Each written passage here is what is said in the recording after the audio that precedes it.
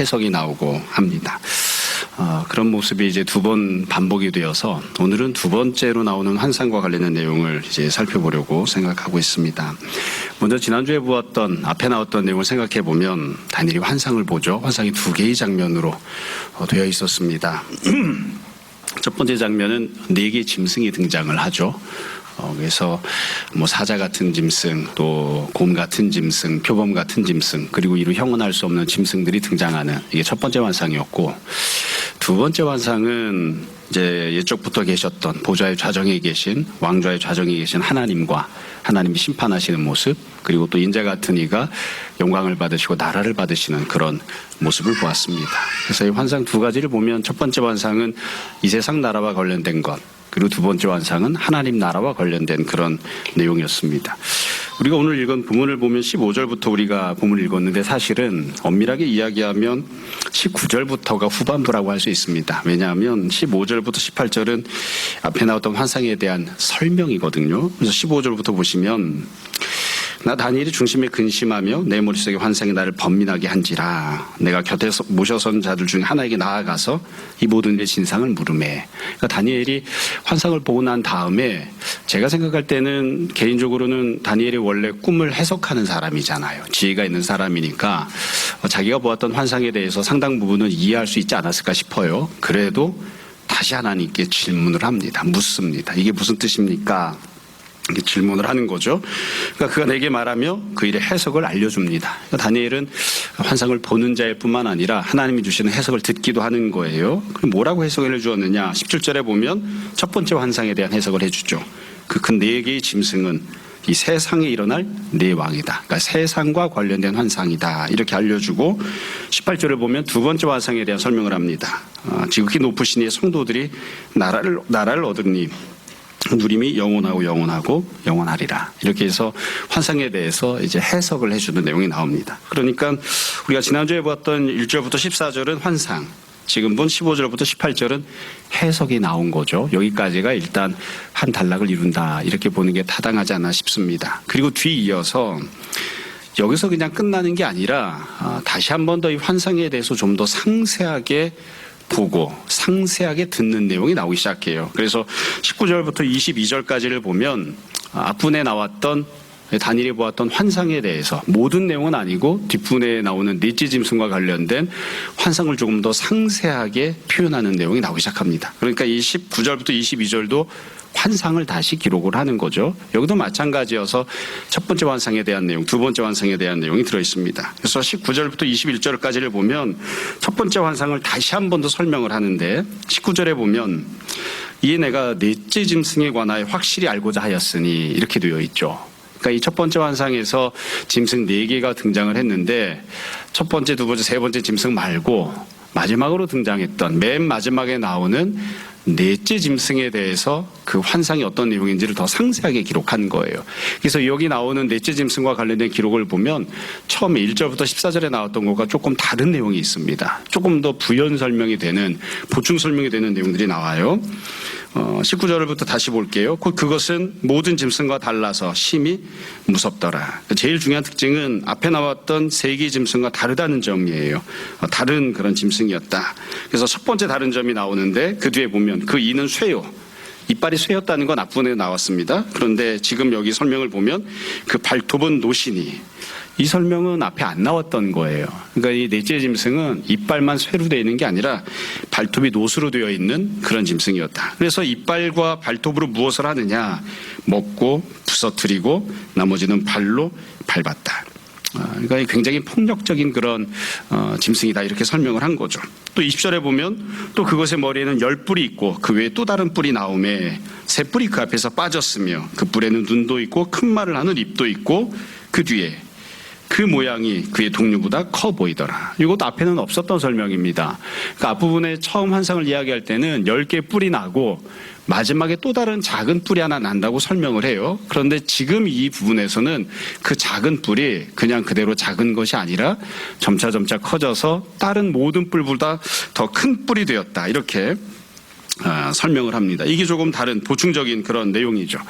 지금 여기에서도 설명을 하면서 어떻게 해서 작은 뿔이 더 큰 뿔이 되었을까 과정과 방법에 대해서는 설명을 하지 않습니다. 그러나 우리가 상식적으로 추론을 할 수 있어요. 이 뿔은 임금과 통치자를 상징을 하는데 여지껏 나왔던 모든 뿔들, 통치자들도 다 폭력적이었지만 이 뿔이 더 폭력적인 그런 뿔이거든요. 그러니까 아마 앞에 있던 뿔들을 뽑아내고 죽이고 잡아먹고 이러면서 그러니까 폭력적인 방법을 통해서 권력과 나라를 확장해서 그래서 결국에는 가장 큰 나라, 가장 큰 뿔이 된 것이 아닐까 싶습니다. 이게 중요한 또 다른 두 번째 차이점이고 그 뒤에 보시면 21절에 내가 본즉 이 뿔이 성도들과 더불어 싸워 그들에게 이겼다 이렇게 되어 있습니다. 그러니까 마지막에 등장하는 이 작은 뿔, 결국에 큰 뿔이 되는 이 뿔이 도대체 무슨 일을 하는지도 설명을 하고 있죠. 이 뿔은 성도들과 싸우는 뿔, 그러니까 성도들을 핍박하고 박해하는 그런 일들을 할 것이고 결국에는 성도들을 이긴다 이렇게 되어 있습니다. 그러니까 성도들을 이긴다고 하는 건 성도들이 결국 신앙을 포기하게 만든다 이런 뜻일 수도 있고 아니면 성도들이 신앙을 잘 지키고 믿음을 지켜도 결국 현실 속에서는 고난을 당하게끔 핍박하고 또 고통을 주는 그런 일을 했다 이런 뜻일 수도 있을 것 같습니다. 여하튼 지금 이 내용을 보면 19절부터 21절까지 다시 한 번 더 넷째 짐승에 대해서 상세하게 설명을 해요. 그래서 앞부분에 없었던 더 상세한 모양을 묘사를 하고 있습니다. 이빨뿐만이 아니라 발톱도 노수로 되어 있었고 또 그냥 작은 채로 남아있는 것이 아니라 가장 큰 뿔이 되었고 그리고 했던 행동을 놓고 보면 성도들과 싸우고 성도들을 향해 이기는 그와 같은 일을 했다 이렇게 설명을 합니다. 자, 이 첫 번째 환상에 대해서 상세하게 설명을 했고요. 22절을 보면 두 번째 환상에 대해서도 상세하게 설명하는 내용이 나옵니다. 이것도 앞에 나왔던 내용과 좀 다른 부분이 있습니다. 우리가 1절부터 14절 지난주에 보았던 내용을 보면 두 번째 환상이 어떤 내용으로 되어 있냐면 옛적부터 계셨던 분, 그분께서 영광 가운데 왕좌에 앉아 계신 모습이 나옵니다. 그리고 그분이 심판을 하시죠. 그리고 그 뒤에 이어서 인자 같은 이가 등장해서 영원한 나라를 부여받는 그런 환상을 보았습니다. 근데 그 내용을 조금 더 상세하게 설명하는 거예요. 22절에 보면 옛적부터 항상 계신 이가 와서 이건 처음에 보았던 거랑 똑같죠. 지극히 높으신 이의 성도들을 위하여 원한을 풀어주셨다. 이건 좀 다른 설명입니다. 앞부분에서는 그냥 심판을 행하셨다 이렇게만 했는데 그 심판이 어떤 성격을 갖고 있는지 설명하죠. 성도들을 위해서 원한을 풀어주셨다. 그리고 그 뒤에 보면 때가 이름에 성도들이 나라를 얻었더라. 이건 앞부분에 없던 내용입니다. 앞부분에 없던 내용이 맨 마지막 22절 맨 마지막에 두 가지가 나와요. 하나는 때가 이름에 이렇게 돼 있죠. 그러니까 원래는 인자 같은 이가 와서 나라를 차지하시고 그것으로 끝나는 것처럼 되어 있었는데 그게 아니라 인자 같은 이가 나라와 권세를 다 받으신 뒤에 그 뒤에 어느 정도 시간이 흐르는 거죠. 그리고 정해진 때가 되었을 때에 그렇게 정해진 때가 되었을 때에 그리고 앞부분에서는 인자가 나라를 얻었다 이렇게만 되어 있는데 지금은 성도들이 나라를 얻었다 이렇게 되어 있습니다. 그러니까 이건 조금 다른 상세한 설명인 거예요. 그래서 지금 다니엘이 지금 이 질문을 던지는 그런 모습은 나오지 않지만 사실 해석이 무엇인지를 묻고 있는 거죠. 그러면서 처음에는 환상 전체에 대해서 쭉 설명을 하고 그 환상에 대한 전반적인 설명을 들었습니다. 그리고 지금 그 중에서도 환상 중에서도 마지막 부분 넷째 짐승에 대해서 조금 더 상세하게 설명을 해요. 상세하게 묘사를 하는 겁니다. 이건 마치 처음에는 그림을 보며 언뜻 봤다가 그 다음에 다시 찬찬히 시간을 두고 들여다보면서 돋보기 갖다 대놓고 상세하게 보는 것과 똑같은 거죠. 그래서 조금 더 구체적인 모양들을 설명을 하고 그리고 난 다음에 이게 어떤 의미를 갖는지를 이제 묻는 거예요.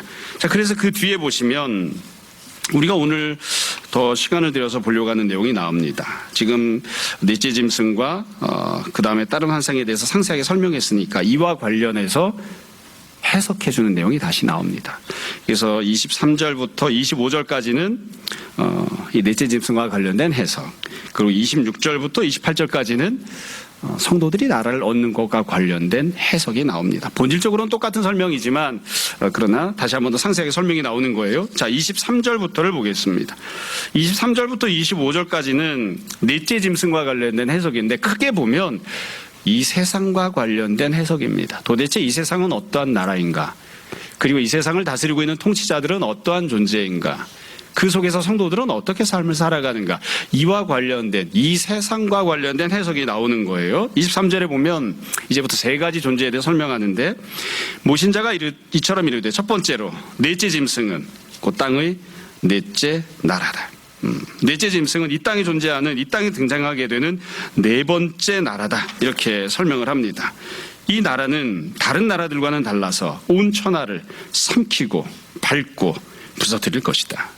그러니까 넷째 나라가 이 세상에 등장을 하는데, 이 세상 나라들, 다른 나라들도 다 마찬가지지만 이 넷째 나라가 가장 폭력적인 나라라는 겁니다. 그러니까 권위를 갖는 것, 권세를 갖는 것, 나라를 확장하는 것, 그리고 부국강병을 이루는 것, 또 권력을 휘두르는 것, 그 모든 부분들에 있어서 가장 폭력적인, 폭력을 기본으로 삼는 그런 나라, 그런 통치자다, 이렇게 설명을 하고 있습니다. 또 그 뒤에 보시면 24절에 그 10뿔은, 이 나라 안에 10개의 뿔이 있는데 그 나라에서 일어날 10명의 왕이다, 이렇게 설명합니다. 그러니까 10개의 뿔이라고 하는 것은 각각의 뿔이 왕을, 통치자를 상징하는 거예요. 이 점을 놓고 보면 이건 바벨론은 아닌 것 같습니다. 왜냐하면 바벨론 역사를 놓고 보면 왕이 10명이 아니에요. 10명이 안 됩니다. 그 뒤에 등장했던 메대, 마찬가지로 왕이 10명이 안 됩니다. 그 뒤에 등장하는 바사, 페르시아죠. 페르시아는 왕이 10명쯤 되는데, 여하튼 다니엘이 살아가는 동안에는 다니엘은 평생 살면서 여러 통치자들을 겪었지만 10명의 왕을 겪지는 못했습니다. 근데 지금 여기 보면 10명의 왕이 등장하는 나라가 있잖아요. 그러니까 이거는 현재 다니엘이 살던 그 당시의 나라가 아니고 미래에 등장하게 될 어떤 그런 나라가 되겠죠. 그리고 마지막으로 설명을 합니다. 24절 두 번 주제를 보면 그 후에 또 하나가 일어나리니, 이게 이제 작은 뿔인 거죠. 이 작은 뿔이 일어나서 결국 큰 뿔이 되는데, 이 뿔은 어떠하냐? 그는 먼저 있던 자들과 다르고 또 새 왕을 복종시킬 것이며, 그러니까 이 작은 뿔이 등장하면 앞에 있었던 새 왕을 복종시킨다, 이렇게 되어 있죠. 이건 아주 간단한 내용입니다. 세 명의 왕이라고 하는 건 앞 세대에 있었던 세 번째 세대까지 앞에 있었던 왕들을 복종시킨다, 이런 말일 수도 있고, 나라가 분열을 해서 여러 나라가 되었을 때에 주변에 있던 또 다른 세 개의 나라의 세 개의 왕들을 복종시켰다, 이런 의미일 수도 있습니다. 여하튼 지금 마지막에 등장한 이 뿔은 자기 주변에 있든 아니면 자기보다 앞서 있던 그런 통치자이든 왕들을 폭력을 사용해서 정복하는 왕이 된다는 뜻입니다. 여러분, 우리가 이런 표현들을 읽을 때 보면 가끔 생각할 때에, 나라가 또 다른 나라를 정복할 때에, 혹은 나중에 등장한 권세자가 앞에 있던 권세자들을 넘어설 때에 과연 폭력으로, 힘으로 그렇게 누르고 이렇게 일어나는가, 이런 생각들을 종종 하죠. 근데 우리가 이 세상을 살아가면서 우리가 살아가는 삶의 현실들을 그냥 있는 그대로 놓고 보면 세상은 굉장히 폭력적입니다. 권력이라고 하는 건 기본적으로 폭력을 기반으로 하고 있는 거예요. 이게 우리가 지금도 대통령이 탄핵을 당하고 여러 과정들을 거치고 있지만 얼마 되지 않은 우리나라 역사를 한번 잘 생각을 해보세요. 그러면 항상 뭐가 문제가 되냐면, 우리나라 같은 경우에 헌법이 있고 법률이 잘 정비가 되어 있는 그런 제도를 갖고 있음에도 불구하고 항상 누군가가 새로 대통령이 되면 언제나 정치 보복이 있었습니다. 정치 보복이 없다고 누가 단언할 수 있습니까? 그러니까 우리가 이게 참 어려운 일이죠. 지금도 누가 다음번에 대통령이 되든 만약에 권력이 야당에게로 넘어가면 현재 있었던 권력을 행사했던 사람들을 과연 보복하지 않는다고 말할 수 있을까? 벌써 한참 전에 지나간 일이긴 합니다만, 아름답지 않은 일이었지만 예전에 노무현 대통령이 죽었을 때에 그 다음에 사람들이 다 생각했다고요. 그 다음에 현재 이명박 대통령이 이 권세를 잡고 있을 때 노무현 대통령의 이유가 무엇이든 죽었잖아요. 죽었으니까 다음번에 민주당이 정권을 잡으면 여하튼 피바람 불 거다, 그 생각을 다 하잖아요. 사실 과거에 어떤 통치자가 잘못한 게 있어서 그 잘못한 것을 새로운 권력을 잡은 사람이 바로잡고 징계하고 법에 의해서 심판을 해도 그 과정에서는 부당한 일들이 있을 수도 있고 과도한 처리들이 생겨나곤 합니다. 그래서 누가 권력을 잡건 다음번에 누가 권력을 잡으면 그 사람이 아무리 깨끗하게 하고 아무리 정치 보복을 안 해도 그 다음번에 또 정치 보복이 생겨나요. 그게 인간 역사가 갖고 있는 어쩔 수 없는 한계입니다. 그러니까 지금 여기 보면 마지막에 등장한 뿔이, 마지막에 등장한 통치자가 앞에 있었던 왕들을 짓밟는다고요. 다 뿌리째 뽑아내버립니다. 이걸 오늘날식으로 이야기하면 정치보복을 하는 것이고, 과거식으로 이야기하면 폭력을 사용해서 나라를 뒤집어 엎고 앞에 있던 통치자들을 죽여버리고 자기가 왕이 되는 그런 행동들을 설명을 하고 있는 것이죠. 이게 굉장히 일상적인 늘 생겨나는 그런 모습들이곤 하는 거예요. 그러면 이와 같은 일들만 하는가? 그러니까 이 새로 등장하는 왕은 앞에 있던 또 다른 통치자들을 폭력으로 짓누르는 이것만 하는가? 그것만 하는 게 아니에요. 25절에 보면 그가 장차 지극히 높으신 이를 말로 대적하며 하나님을 향해서도 대적하고요. 또 지극히 높으신 이의 성도를 괴롭게 할 것이며 성도들을 핍박하고요. 또 그가 또 때와 법을 고치고자 할 것이며 자기가 원하는 대로 시간도 법도 다 만들려고 할 것이다. 한마디로 이야기하면 마지막에 등장하는 이 작은 뿔, 결국에 크게 되는 이 뿔은 모든 대상, 모든 측면에 대해서 권력을 폭력적으로 행사하는 존재라는 거예요. 세상적인 또 다른 통치자들을 향해서나 하나님을 향해서나 교회와 성도들을 향해서나 폭력적으로 권력을 행사하는 그런 왕이 될 것이다. 성도들은 맨 끝에 보시면 25절 끝입니다. 그의 손에 붙임받으여 한때, 두때, 반때를 지내리라.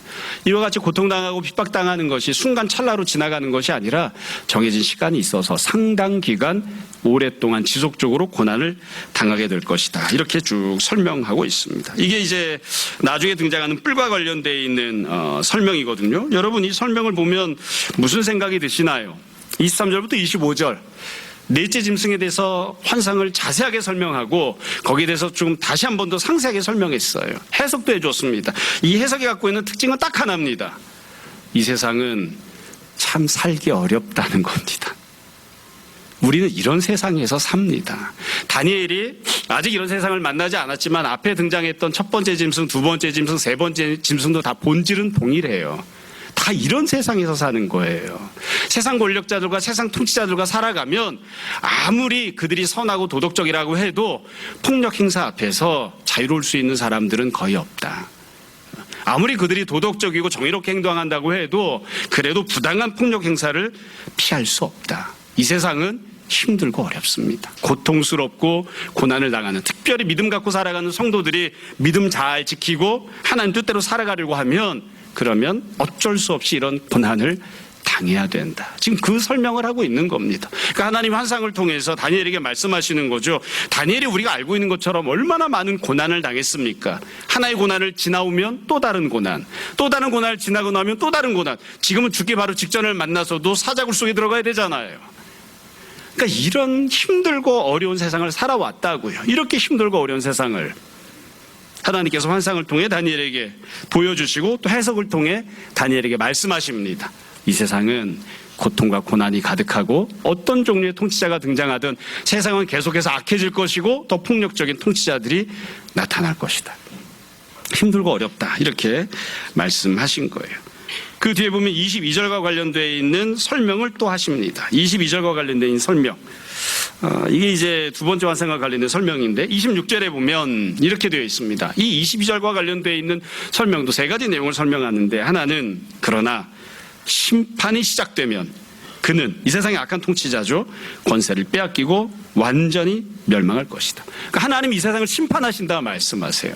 그리고 이걸 앞부분에서 뭐라고 해석했냐면 이게 바로 하나님께서 성도들을 위로하시는 것이다 이렇게 이야기합니다. 그러니까 하나님이 세상을 심판하시니까 악한 통치자를 심판하시니까 통치자 입장에서는 자기가 심판을 받는다 생각하죠. 그게 맞는 겁니다. 그런데 이거를 바라보고 있는 성도들의 입장에서는 어떠하냐면 하나님이 지난 몇 년 동안, 지난 수십 년 동안 이 악한 세상을 그대로 지켜만 보시는 줄 알았는데 그게 아니라 성도들을, 고통당하던 핍박당하던 성도들을 위로하시고 그들을 위하여 정의를 세우시는구나. 성도들을 세워주시는 그 일을 하나님이 심판을 통해 행하시는 겁니다. 뿐만 아니라 27절에 보면 나라와 권세와 온 천하 나라들의 위세가 지극히 높으신 이의 거룩한 백성에게 붙임바 되리니 하나님께서 영원히 멸망하지 않는 나라를 하나님 백성들에게, 거룩한 백성들에게 주신다 이렇게 되어 있습니다. 그래서 우리가 이 설명들을 잘 보시면 맞대응하는 내용이 어떻게 되어 있느냐, 이 세상 나라가 있고요, 세상 통치자가 있습니다. 이와 대응하는 건 하나님 나라가 있고요, 그리고 하나님 나라와 하나님 나라를 다스리게 될, 그 나라를 받게 될 성도들이 있어요. 그러니까 엄밀하게 이야기하면 이 세상 통치자와 맞대응하는 건 인자 같은 이가 아니라 성도들입니다. 그래서 우리가 늘 고백하잖아요. 왕 같은 제사장이라고. 하나님의 백성들은, 성도들은 다 왕이며 제사장들입니다. 하나님이 주신 하나님 나라를 받는 자들이 되는 것이죠. 그리고 이 나라는 영원한 나라이기 때문에 하나님 백성들이 존귀와 영광을 받은 이후에 결코 빼앗기지 않고 영원토록 그 권세를 누리게 될 것이다. 이렇게 쭉 설명을 합니다. 아마 여러분들이 놀라실 수도 있지만 오늘 설교는 여기까지입니다. 너무 간단하죠? 본문에 대한 설명은 여기까지만 하려고 합니다. 그리고 전체적으로 우리가 생각해야 되는 내용들을 몇 가지 말씀드리고 오늘 말씀을 마무리하려고 합니다. 지난주에 말씀드렸던 것과 똑같아요. 지난주와 똑같습니다. 환상을 한번 보고 그에 대해서 설명했잖아요. 그것만으로 충분하지 않으니까 환상의 내용을 조금 더 상세하게 이야기하고 더 상세하게 설명했잖아요. 그러나 큰 내용은 똑같습니다. 여러분 이 본문을 보면 첫 번째로 이 환상과 해석이 담고 있는 핵심 주제입니다. 첫 번째로 두 나라가 있습니다. 이 세상 나라와 하나님 나라가 있습니다. 어떤 사람은 이 세상 나라만 보고 살지만 하나님 나라가 엄연한 현실로 분명히 존재합니다. 그리고 이 두 나라 중에 어디에 더 마음을 두고 살 것인지, 어디에 속한 자로 살 것인지를 정하는 것이 그 사람이 믿음을 갖는가 세상적으로 사는가를 판가름하는 것입니다. 그럼 우리가 성도가 되었다고 하는 것은 항상 이것을 기억하고 하나님 나라를 선택하는 사람이 된다는 뜻입니다. 우리 앞에는 두 나라가 있습니다. 누구도 부정할 수 없는, 모든 사람들이 육적인 눈으로 다 보고 실제 육적인 삶으로 경험하고 당하고 살아가는 이 세상 나라가 있어요. 폭력이 판을 치고 있는, 아무리 도덕적이고 아무리 그럴듯하게 포장을 했어도 근본적인 원리는 폭력의 행사가 근본인 이 세상 나라가 있습니다. 그러나 이 세상 나라만 있는 것이 아니라 하나님 나라가 있습니다. 하나님 나라는 이 세상의 권력이나 어떤 폭력으로도 막을 수도 없고 그런 폭력으로 다스려지는 나라가 아닌 것이죠. 두 번째로 여러분, 결국에는 이 세상 나라는 망합니다. 심판을 받게 될 것이고 이 세상 나라는 다 사라질 것입니다. 그러나 하나님 나라는 영원히 존재합니다. 이게 하나님께서 다니엘에게 선포하시는 내용이죠. 다니엘에게 알려주시는 내용입니다. 세 번째로, 그러나 우리가 고민하는 이유는 어디에 있나요? 우리는 이 세상 나라에서 수십 년을 살아야 됩니다. 엄연하게 하나님 나라가 존재하지만 그 하나님 나라가 지금 당장 내 눈앞에 완벽한 모습으로 온전하게 충분하게 주어지는 건 아니에요. 우리는 이 땅에서 육신을 가지고 이 세상 나라를 폭력을 행사하고 있는 악한 짐승 같은 그런 통치자 밑에서 수십 년을, 어떤 경우에는 평생토록 살아야 합니다.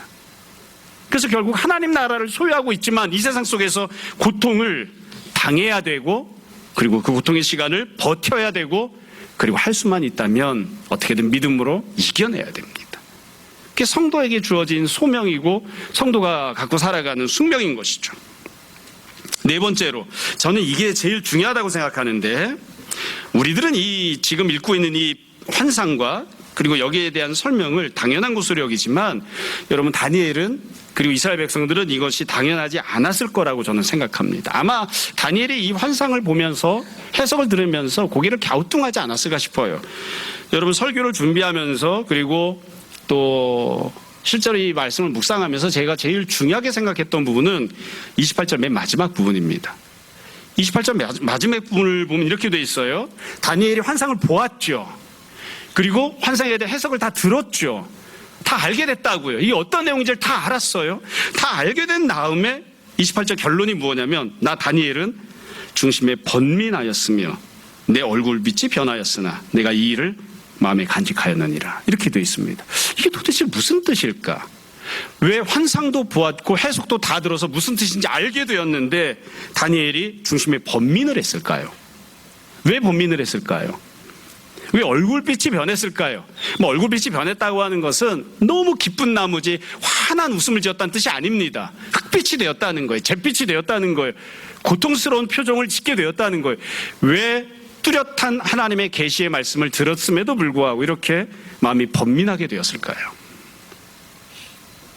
항상 드리는 말씀이지만 성도들이 종종 하나님이 말씀하시는 거 듣기를 원하잖아요. 여러분들도 기도하면 응답받기를 원하죠. 그때마다 제가 종종 던지는 질문이 있습니다. 정말 듣기를 원하십니까? 두렵지 않습니까? 여러분, 다니엘이 왜 이렇게 중심에 번민했는가? 저는 이 부분을 이렇게 이해합니다. 우리가 이스라엘 백성이라고 하는 선입견을 버리고 다니엘이 보고 있다는 선입견을 버리고 이 환상을 보면 이 환상은 이스라엘 백성들에게 별다른 소망이 되지 못합니다. 왜냐하면 이 환상은 이스라엘 백성들이 가나안 땅으로 돌아가서 나라를 독립하거나 전 세계를 주름잡는 부국강병한 나라를 이룬다는 뜻이 아닙니다. 여기 이스라엘이 포로 생활 마무리하고 가나안 땅에 돌아간다는 내용이 나오나요? 이 환상을 잘 생각해 보세요. 이스라엘 백성들은 가나안 땅에 돌아가기를 원했어요. 부자로 살기를 원했어요. 건강하게 살기를 원했습니다. 그걸 원하고 있었기 때문에 이 환상을 그들 나름대로 보면 가나안에 돌아가는가 보다, 부자로 사는가 보다, 건강하게 살 수 있는가 보다, 그렇게 나름대로 스스로 해석하면서 오해할 수 있을지도 모릅니다. 그러나 이 환상 내용은 그게 아니에요. 어떤 내용이죠? 이 환상은 이스라엘이 독립한다는 내용이 아닙니다. 포로기가 끝난다는 내용도 아닙니다. 더군다나 여기는 이스라엘이라고는 표현이 나오지도 않습니다. 아주 드문 표현이죠. 성도들에게 하나님의 영원한 나라가 주어진다고 선포하는 거잖아요. 하나님의 영원한 나라가 성도들에게 주어집니다. 그 나라는 결코 쇠하지 않을 것이고 멸망하지 않을 것입니다.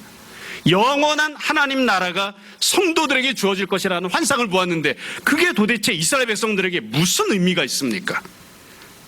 여러분, 다니엘이 이스라엘을 향하여, 예루살렘을 향하여 창문을 열어놓고 기도하잖아요.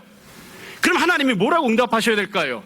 네가 창문 열어놓고 목숨 내놓고 기도했던 것처럼 네가 그토록 간절히 바랬던 예루살렘의 독립이, 이스라엘의 독립이 네 살아가는 생애 중에 반드시 주어질 것이다, 이렇게 응답하시면 좋은데 이 환상은 그게 아니에요.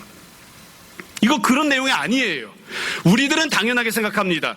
성도가, 영적으로 거듭나고 구원받은 하나님의 백성인, 하나님의 자녀인 성도가 영원한 하나님의 나라, 영원한 천국, 영원한 생명을 하나님께 은혜로 선물로 받는다는 건 우리에겐 익숙해요. 그런데 이스라엘 백성들은 그게 익숙하지 않습니다. 이스라엘 백성들은 지금 바빌론의 포로를 끌려가서 살면서 영원한 나라를 달라고 기도해 본 적이 없어요.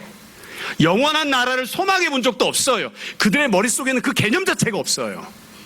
그들이 원하는 건 가나안 땅, 이스라엘, 내가 태어나서 성장하고 살았던 고향으로 돌아가서 기왕이면 거기에서 큰 빌딩 사고 번듯하게 사는 걸 소망하는 거죠. 근데 지금 하나님께서 다니엘에게 어떤 환상을 보여주시는 거죠? 어떤 환상을? 그가 전에 생각하지 않았던 것을 환상으로 보여주시는 겁니다. 그가 꿈꾸지 않았던 미래를 그에게 말씀하시는 겁니다. 그러니까 다니엘이 이 말씀을 보았어요. 들었습니다. 환상을 보고 이 말씀을 들었으니까 하나님의 뜻이 무엇인지를 알았잖아요. 그러나 이게 다니엘에게는 현실적으로는 기쁨이 되지 못합니다. 그러니까 마음이 어떠해요? 근심스러운 거예요. 마음이 근심스러운 거예요. 여러분, 하나님께서 왜 이 환상을 다니엘에게 주셨을까요? 이유는 간단합니다. 다니엘에게 너도 이 환상의 내용을 너의 참된 소망으로 삼으라고 이 환상을 주신 겁니다. 그러니까 하나님께서 지금 다니엘에게 말씀하고 계시는 것은 내가 반드시 이스라엘이 가나안으로 돌아가 귀한 나라를 이루게 될 것이다. 하나님은 지금 그거 말씀하고 계시지 않아요.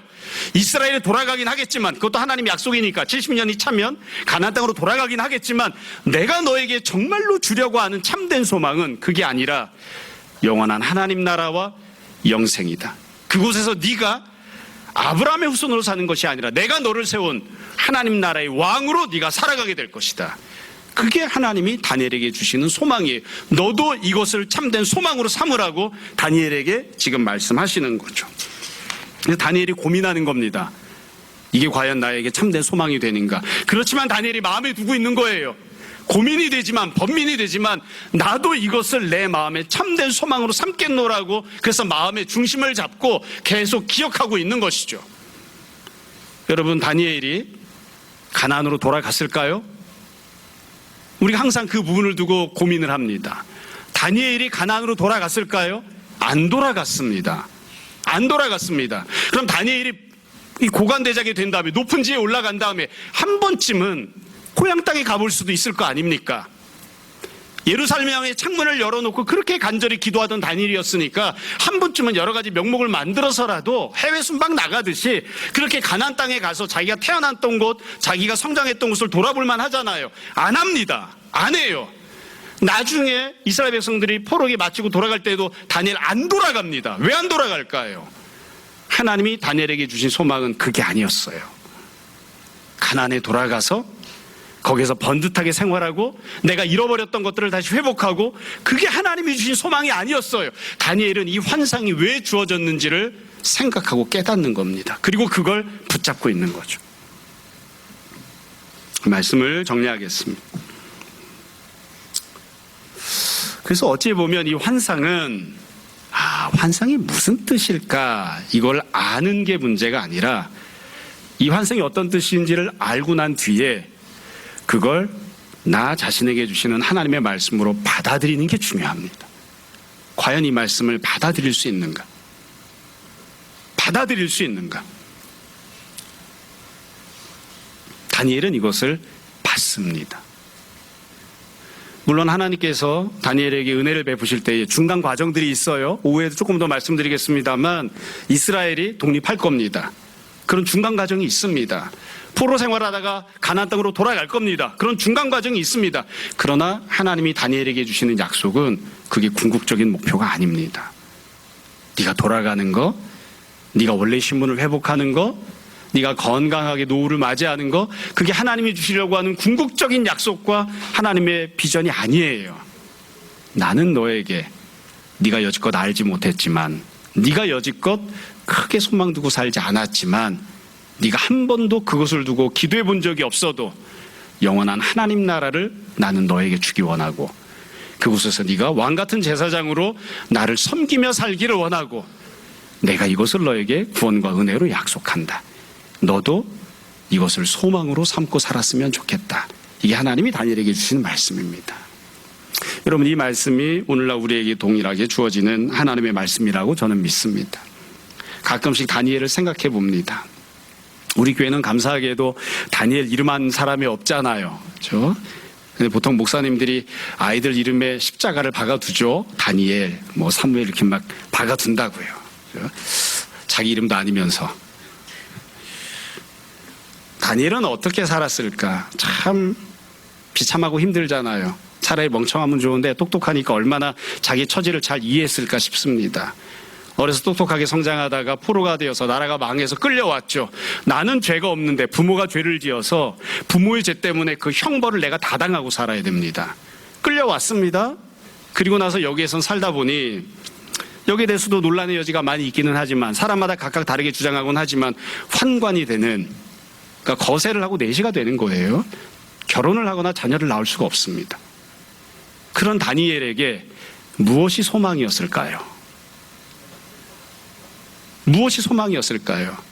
부모 때문에 내가 아무리 잘나도 부모가 물려준 삶의 환경 속에서 고통당하고 살아야 되고, 나라는 없어져 버리고 결국에는 거세당하고 자녀도 없고 가정을 꾸릴 수도 없고, 그런 다니엘이 무엇을 소망으로 두고 살아야 됩니까?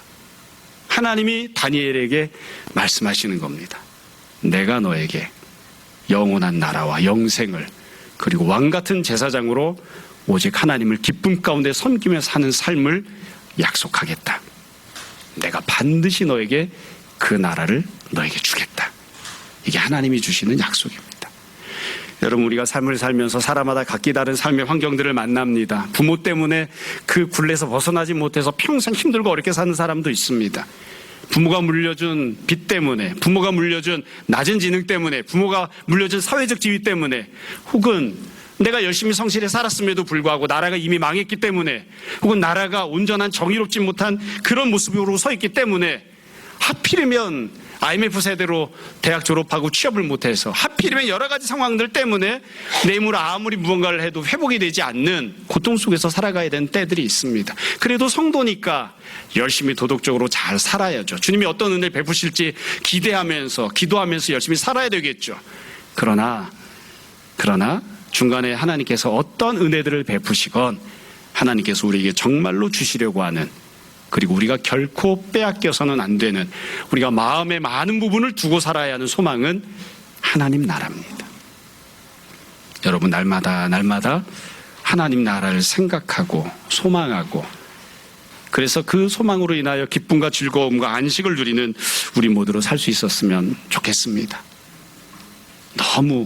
너무 세상만 바라보지 마시고 눈을 들어서 주님을 보고 하나님 나라를 바라보고 주님이 약속하신 영생을 소망하는, 그래서 누구도 빼앗아갈 수 없는 기쁨과 평안을 누리는 우리 모두가 되었으면 좋겠습니다.